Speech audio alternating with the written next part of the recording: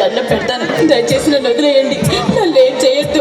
నేను నా పిల్లల దగ్గరికి వెళ్ళాలి. నన్ను వదిలేయండి. వెళ్తూగానే నిన్ను వాడి దగ్గరికి ఎలా పంపిస్తామో తెలుసా? అడిగిన గులాబీలాగా చాడలా చేసి ఎలా పంపిస్తామే? మిత్రమా, దీనంతాను చూస్తూ ఊరుకోలేను.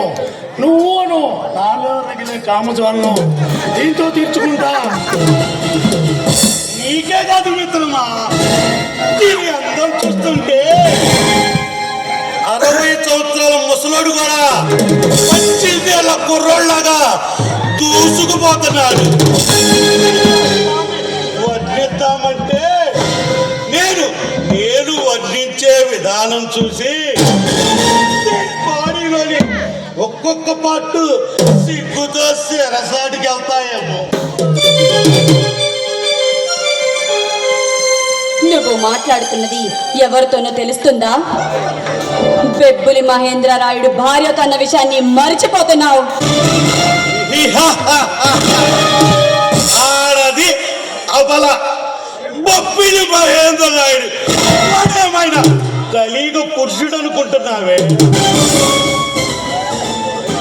అవునా, నీలాంటి వాళ్ళ బెదవల్లాంటి నీలాంటి వాళ్ళని అంతం చేసి కలియుగ పురుషులే కాలికిలాగా నా భర్త పుట్టాడు.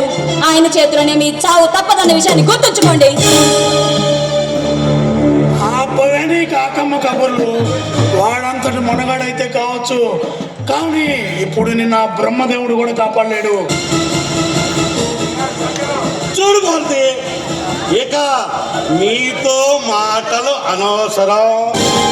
మర్యాదగా నీ అందాన్ని మాకు విందుగా అందించు, లేదా నీతో పాటు నీ భర్తని నీ పిల్లల్ని మొత్తాన్ని వదిలేస్తాం, లేదా నిన్ను నీ కుటుంబాన్ని సర్వనాశనం చేస్తాం.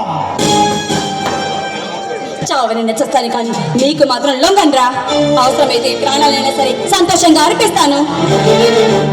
అయితే మాకు సుఖాన్ని